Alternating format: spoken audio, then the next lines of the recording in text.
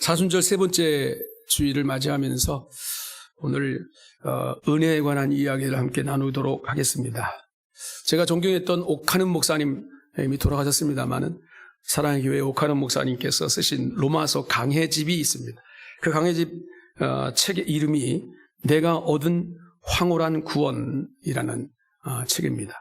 이 책에 이런 내용이 담아져 있는데 잠깐 소개하면 1970년대에 엄청난 인기를 끌었던 유명 가수가 있었어요. 그런데 그 가수가 대마초 사건에 연루가 되고 대마초를 피웠다는 혐의로 감옥에 들어갔어요. 3개월 동안 감옥살이를 하다가 거기서 어느 사형수로부터 전도를 받았습니다. 그 사형수의 진지한 전도를 받아서 그 전도에 감동을 받은 이 가수가 그 사형수가 어느 날 이제 이 가수가 이제 형기를 마치고 나갈 때가 되니까 부탁을 하나 하더라는 거예요. 어떤 부탁을 했냐면 당신은 이제 곧 나가게 되는데 나가면 내가 세상에서 예수를 위해서 못다한 그런 몫까지 당신이 좀 다 감당해 줬으면 좋겠습니다. 라고 부탁을 하더라는 겁니다.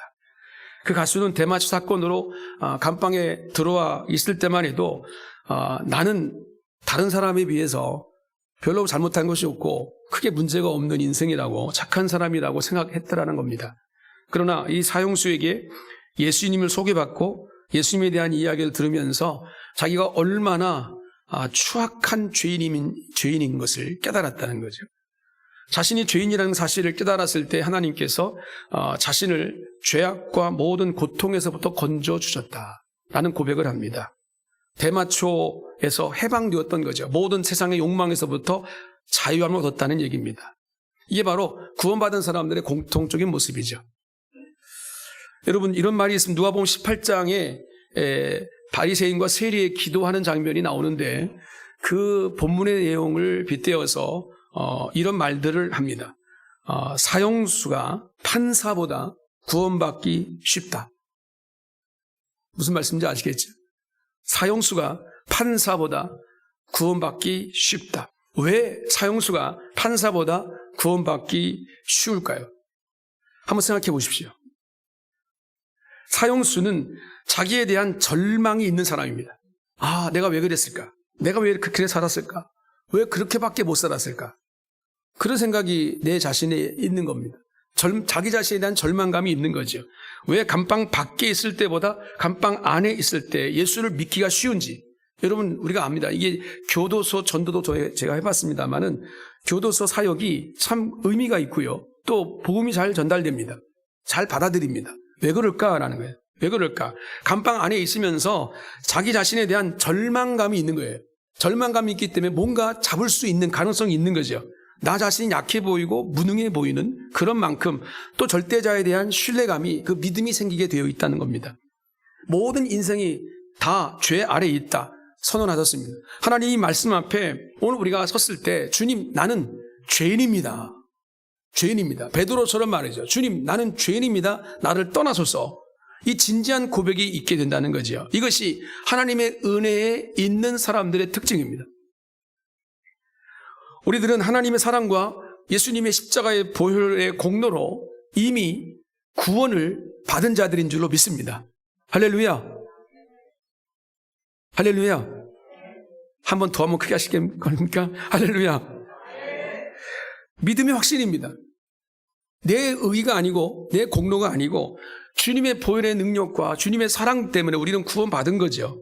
에베소서 2장 1절을 보게 되면 그리스도께서 허물과 죄로 죽었던 우리를 살리셨다라고 말씀하십니다. 이어서 2절과 3절 말씀 보면 구원받기 전에 오늘 우리는 이 세상 풍조를 따르고 세상의 권세를 잡은 마귀를 따라서 불순종하고 육체의 욕심을 따라 지내고 또 육체와 우리의 마음이 원하는 것을 향해서 본질상 진노의 자녀였다라고 그렇게 선포하고 있습니다.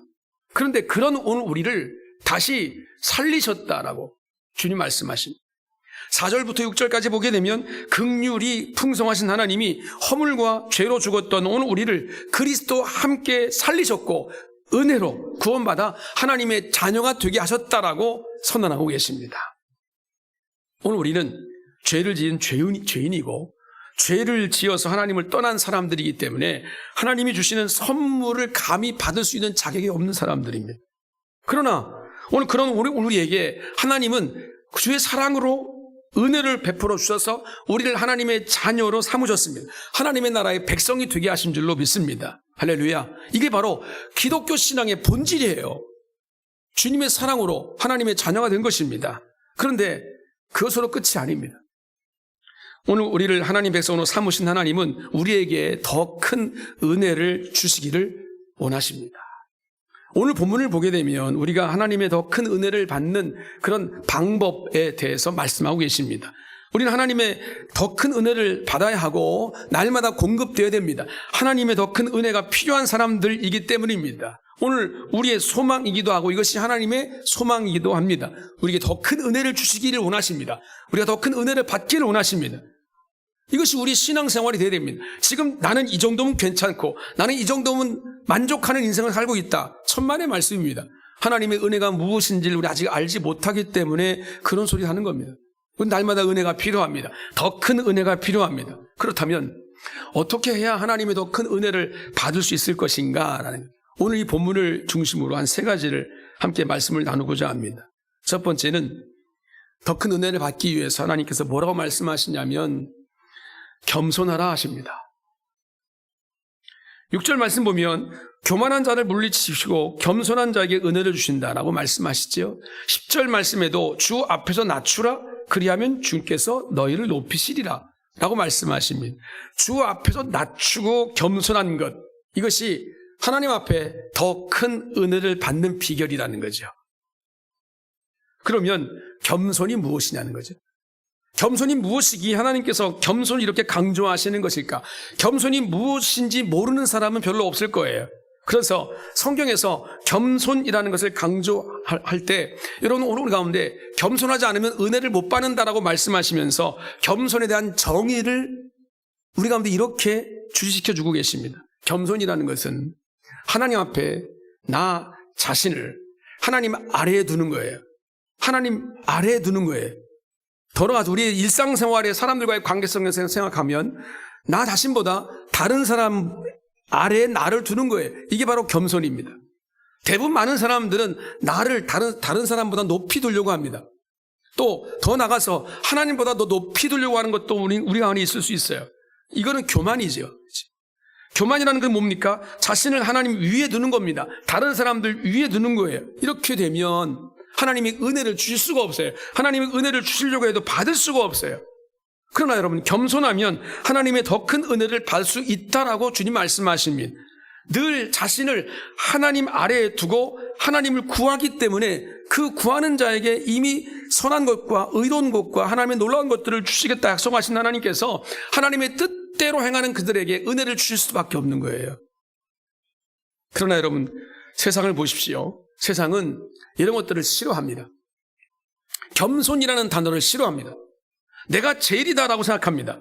내가 제일이니까 다 모든 세상의 모든 사람들이나 만물을 다 아래에 두려고 합니다. 그런 것이 우리 인생의 행복이라고 말합니다.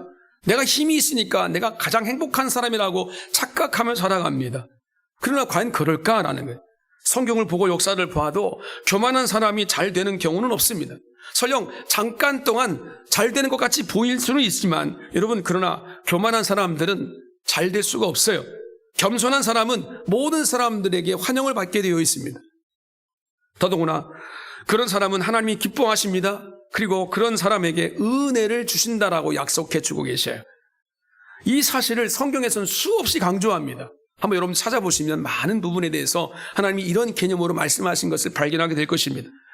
시편 22편 26절을 보면 겸손한 자에게 뭘 주시냐면 배부름을 주시겠다. 늘 풍성함을 주시겠다라고 말씀하고 계십니다. 이사야 29장 19절을 보면 하나님은 겸손한 자에게 뭘 주시냐면 기쁨을 주신다라고 말씀하고 계십니다. 그래서 우리가 겸손해야 되는 거예요. 하나님은 겸손한 자에게 큰 은혜를 주신 줄로 믿습니다. 아멘. 그런데 문제는 우리 인간이 겸손을 싫어한다는 겁니다. 무언가 드러내려고 합니다. 무언가 자랑하려고 합니다. 무언가 다른 사람보다 내가 우월감이 있다는 것을 자꾸 드러내려고 해요.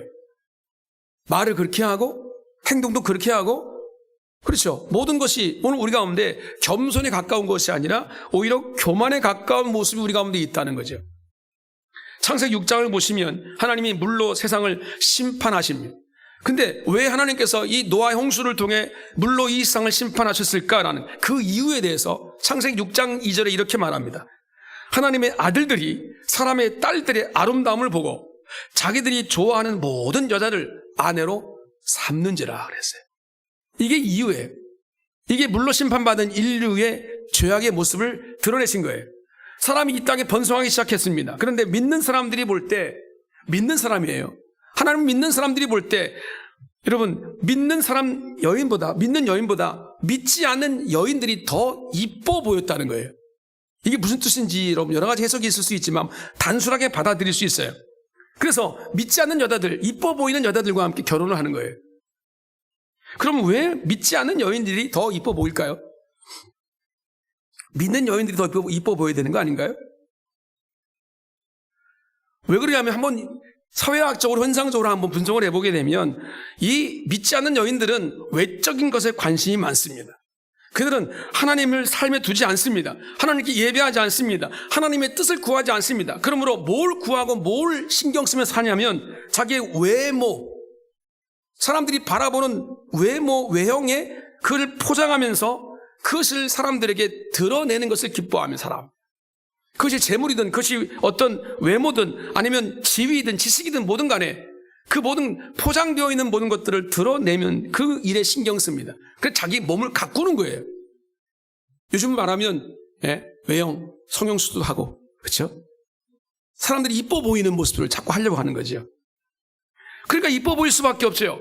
사람들이 바라볼 때 그냥 가만히 내버려 두는 것보다 성형수술한 사람이 더 이뻐 보일 수밖에 없는 거죠. 아닌가요? 자연미가 더 이쁜가요?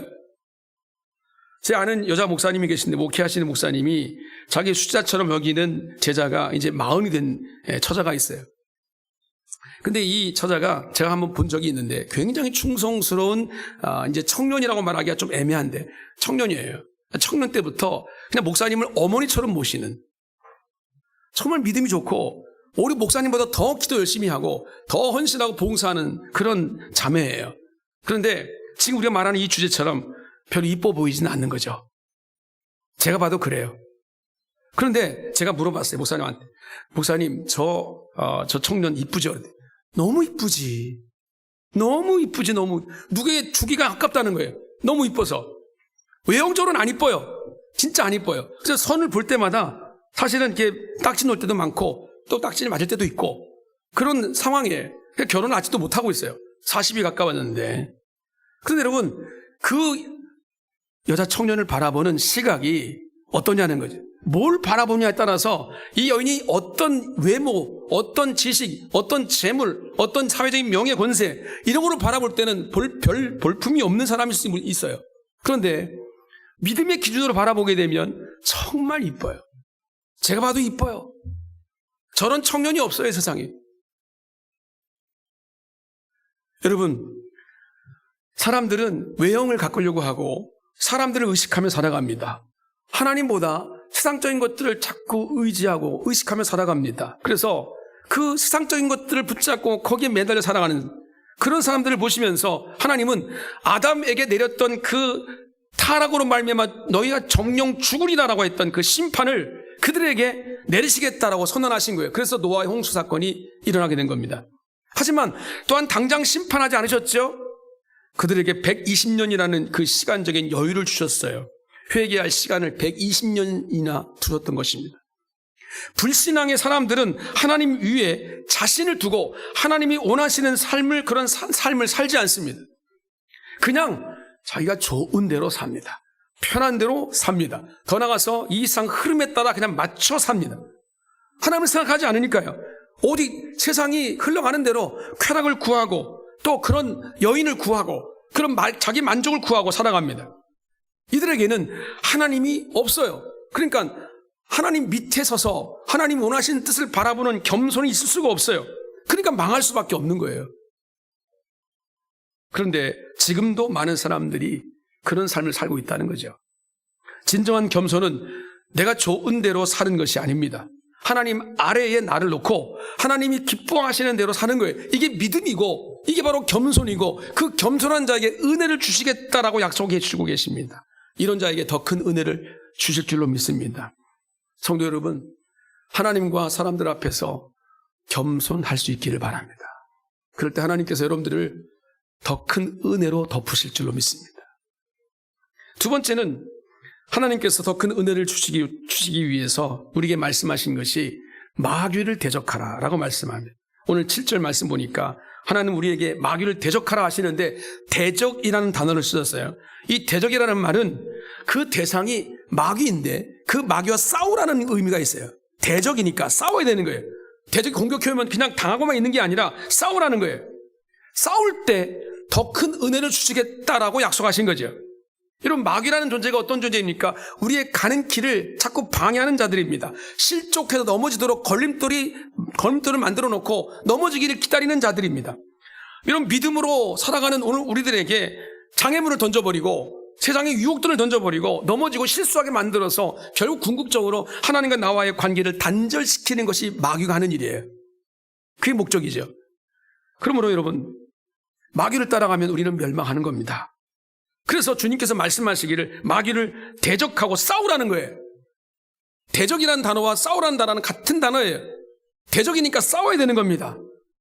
그런데 마귀와 싸우고 싶지 않으면 어떻게 되는가? 어떻게 되겠뇨? 마귀를 따라가는 거죠. 이 이상이 우리가 싸워야 할 마귀 존재에 휩싸였다면 여러분 우리가 대적해야 되는 거죠. 싸워야 되는 건데 그냥 가만히 있으면 오늘 우리는 시대의 흐름에 따라서 마귀의 그런 어떤 유혹에 따라서 우리는 그냥 흘러가는 거예요. 망하는 겁니다.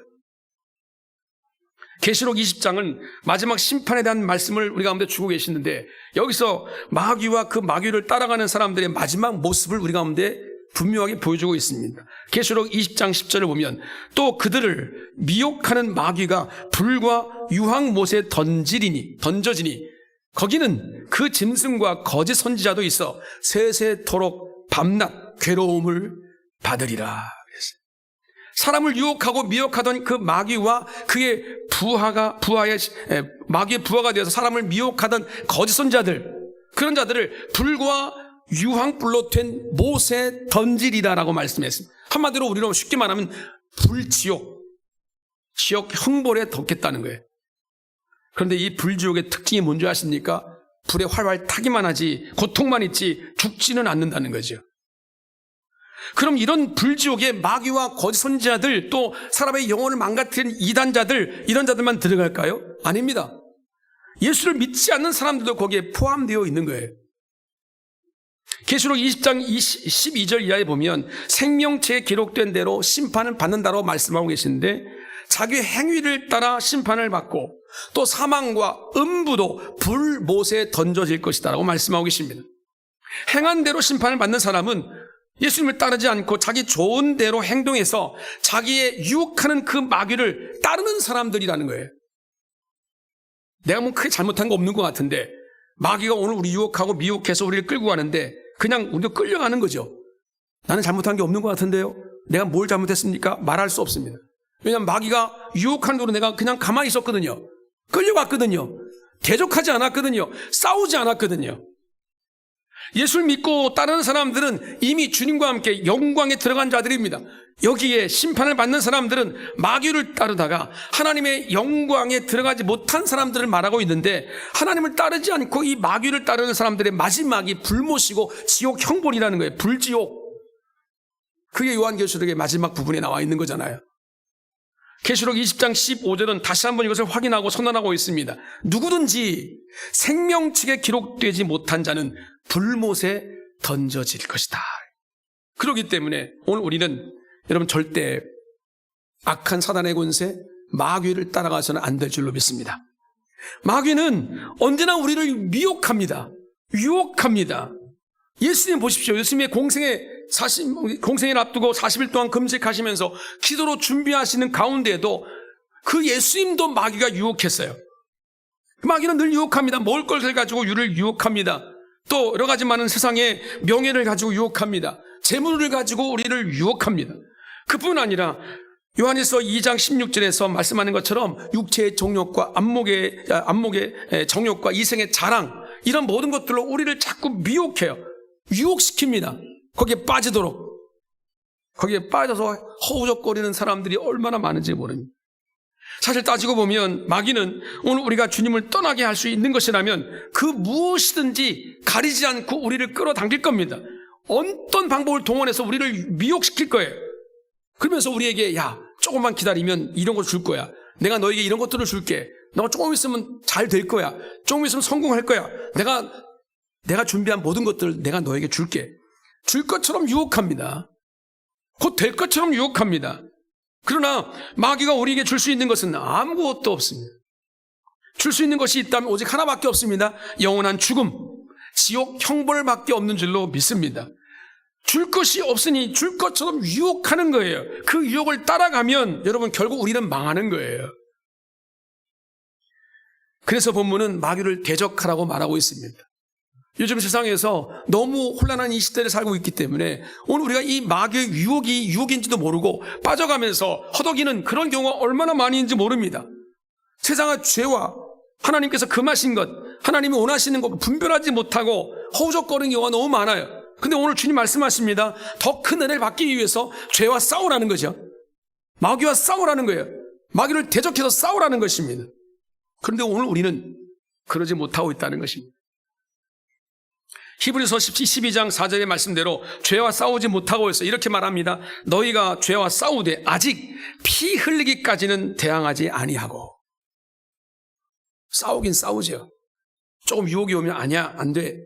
사단아 물러가라. 이 정도는 하는데 피 흘리기까지 뭡니까? 희생입니다. 내 것을 포기하는 거예요. 그렇죠? 고통입니다. 그 모든 것들을 다 내려놓을 수 있는 피 흘리면까지 희생하면서 죽기를 각오하고 싸우지 않는다는 거죠. 마귀를 대적하는 것은 죽기를 각오하고 대적해야 되는데 그렇게 하지 못한다는 겁니다.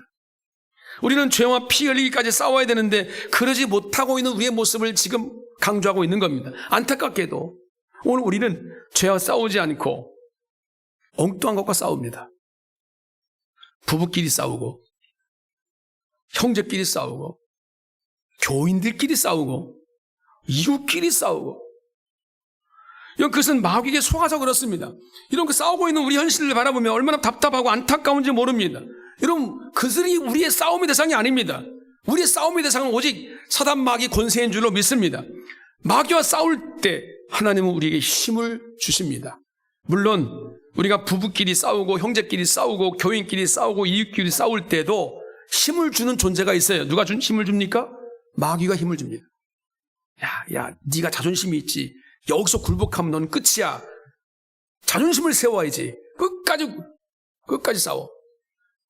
부부싸움을 맞아 피 터지게 하고, 형제끼리 재산권을 가지고 피 터지게 싸우고, 얼마나 싸움의 대상이 많은, 교인들끼리 왜 싸우는지 모르겠어요, 저는. 교인들끼리 막 싸우고, 이웃끼리 싸우고. 여러분, 하나님은 절대로 오늘 가운데 그런 싸움에 힘을 주시는 법이 없습니다. 오히려 다투지 말라 하십니다. 용서하라 하십니다. 사랑하라 하십니다. 혹시 여러분 이 시간 주 앞에 나와 예배할 때 이 말씀을 통해서 하나님께서 성령께서 주실 말씀이 있을 수 있어요. 내가 지금 뭐와 싸우고 있진 않은가? 혹시 내 안에 부부싸움을 하고 형제끼리 싸우고 교인끼리 싸우고 이웃과의 싸움, 이 싸움과 분노와 다툼, 미움이 우리를 지배하고 있다면 내려놓으시기 바랍니다. 용납하시고 주님의 긍휼을 힘입은 자답게 사랑하시기 바랍니다.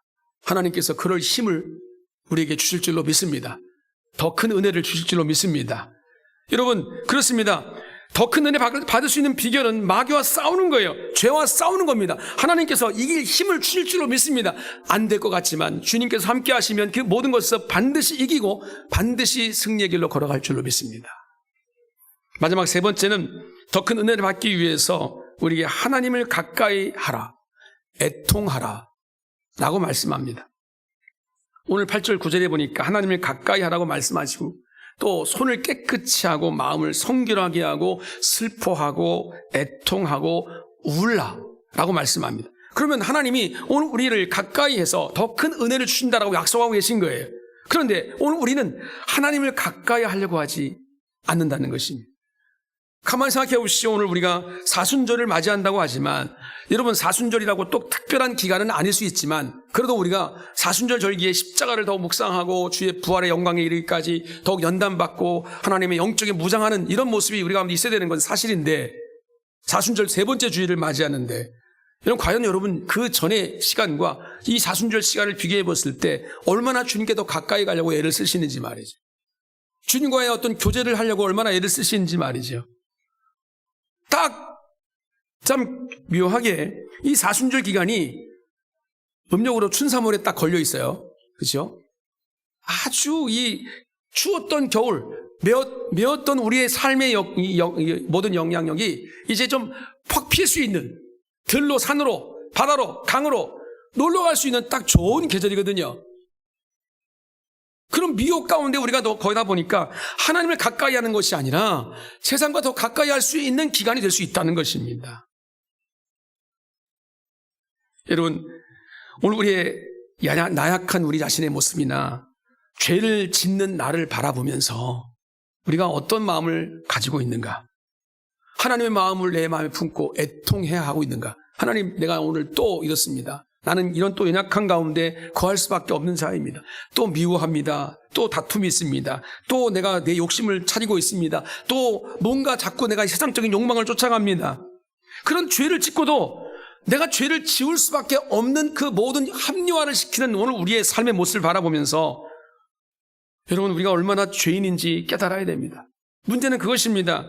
여러분 자꾸 합리화시키면서 세상을 따라가게 되면 절대로 우리가 하나님 앞에서 온전하게 설 수 없습니다. 성경 보게 되면 죄를 짓고도 회개하지 않아서 망하는 사람들의 이야기가 많이 나오고 있습니다. 그 대표적인 사람이 구약에서는 사울 왕이고 신약에서는 가룟 유다인, 또 니골라당도 있고 거짓 선자들도 있지만 그렇죠? 그들은 자신이 죄를 짓고도 자신이 죄를 지을 수밖에 없는 이유를 찾아냈던 사람들이 그 이유를 찾으니까 회개를 하지 않습니다. 누가 그렇기 때문에 내가 죄를 졌다는 거예요. 누구 때문에 그렇게 됐다는 거예요. 죄를 짓고도 자기 자신을 바라보면서 하나님 마음을 바라보며 애통하지 않습니다. 오히려 당당합니다. 오히려 남에게 비난합니다. 남을 정죄합니다. 이것이 죄인의 속성이에요.